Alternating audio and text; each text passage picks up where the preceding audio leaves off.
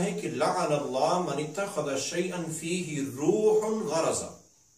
اس بندے پر اللہ تعالیٰ کی لعنت ہے، وہ لعنتی انسان ہے کہ جو نشانہ بازی کے لیے کسی جاندار کو استعمال کرتا ہے۔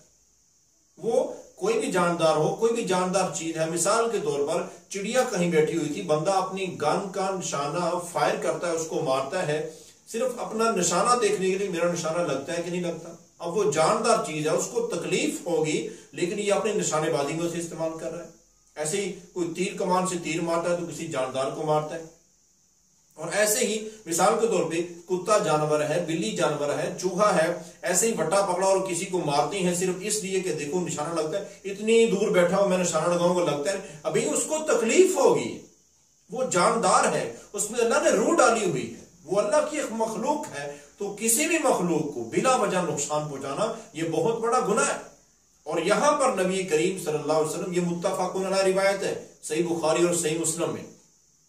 آپ نے فرمایا کہ وہ شخص لعنتی ہے، اللہ کی لعنت ہے اس بندے پر جو نشانہ بازی میں کسی جاندار چیز کو استعمال کرتا ہے۔